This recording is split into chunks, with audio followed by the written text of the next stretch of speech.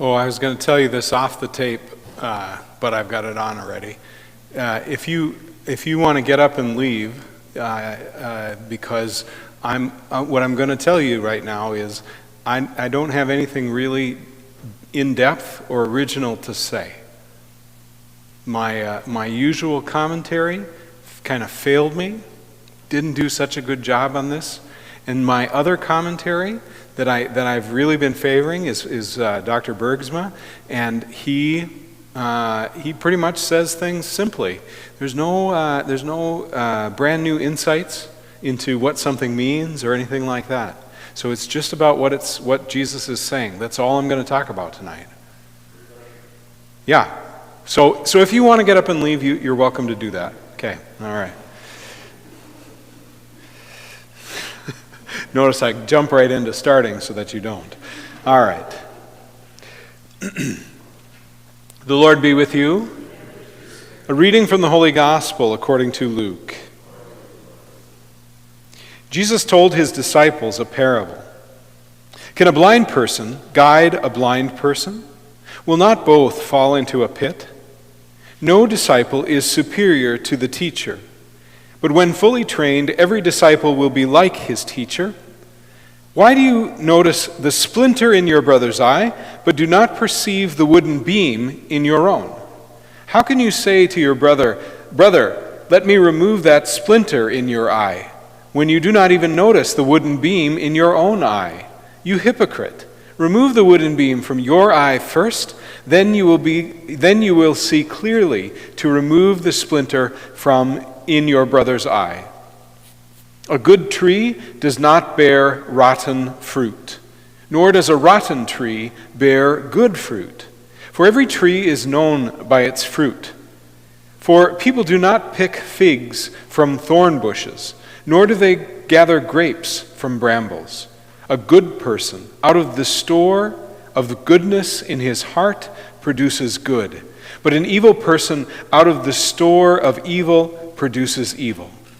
For from the fullness of the heart, the mouth speaks. The Gospel of the Lord. So, we're still in the Sermon on the Plain, and we're coming to the end of that. Last week, the first week we had Luke's Beatitudes with its blessed are and woe to, and then we had some sort of filling that out, and now this week we continue with some short sort of, they're like, it's almost like reading the book of Proverbs, sort of wisdom sayings, wisdom parables that for the most part, they aren't unique to the sort of thing that makes Jesus unique, except that when applied to Jesus, when applied to us in relationship to Jesus, continues to bring things to a whole new level. So, the blind leading the blind. We have that all the time, right? We talk about the blind leading the blind. And the Pharisees are the blind ones in the Gospels for the most part. What happens if you follow the blind leader? You fall in the pit with the blind leader. And so, a good teacher, a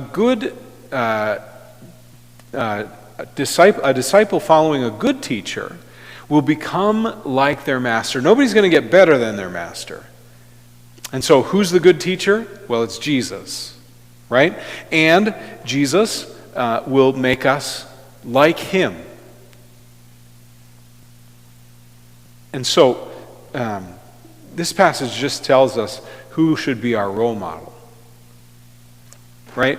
It should be your parish priest, of course, because he's the best, right? Right. That's right. Everybody's saying right.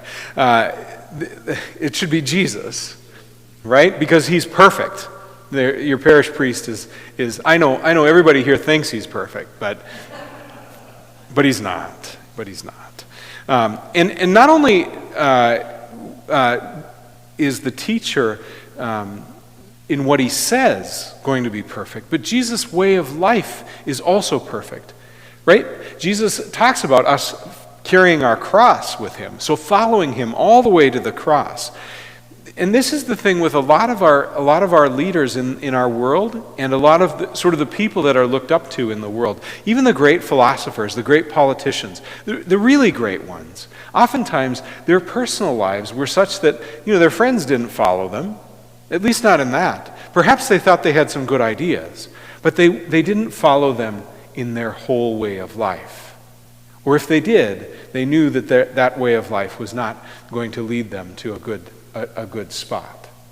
Whereas Jesus is different, because Jesus is perfect and Jesus is God. You see, nothing new there. The next one he talks about is why do you try to remove the splinter when you have a log in your own eye? I like the way that Dr. Bergsma summons this up. An examination of conscience precedes fraternal correction. In other words, before we start looking for other people to correct. Because why? Well, because most often, when are we looking to correct other people? When we're feeling kind of small ourselves, right? When we're feeling off our feet, sort of off balance ourselves. That's when we look around for other people to correct. And of course, that goes well, doesn't it? The other thing that Dr. Bergsma brings out in this one, he speaks of Saint Jose Maria Escrivá, who says that what we ought to do when we're tempted to fraternally correct one of our brothers or sisters is we should find somebody who knows us both and review the situation with that person first. Then we'll get a good perspective, and then we might be offering fraternal correction correctly, properly. I know it's an extra step, but it's brilliant, really. And again, nothing new. And then we have the fruits. Nobody looks for figs from thorns. Nobody looks for grapes from brambles. We know what those things produce, and most of the time it's even bitter fruit. And from the heart that's filled with evil, we speak evil. From the heart that is filled with good, we might speak good. It is from the heart that the mouth speaks. So Jesus moves from talking about the fruits, by their fruits you will know them, right? From the fruits of all of our actions, from all of who we are, to narrowing it down to even just speech. But that isn't to say that speech is the only result where things can go from evil to evil, from bad to bad, or from good to good. But that also takes place in our lives. And it's interesting because if we pay attention, we can see where that plays out in parish life, in the life of a business, in the life of a nation, in the life of a people. How the leaders of people lead towards what's going on internally. They're not taking care of their own house, and so the greater house is not well taken care of. Now, all of that we have to also take with the understanding, of course, that our ultimate teacher needs to be Jesus, because he's the only perfect one. Every other leader may have good ideas, or maybe may have some perfections in their life, but they're still humans. They're still aiming for Jesus. Hopefully they're aiming for Jesus. Otherwise, we're starting at a little bit of a lack. You see, nothing new today, and so that's all. Thanks. Have a great day.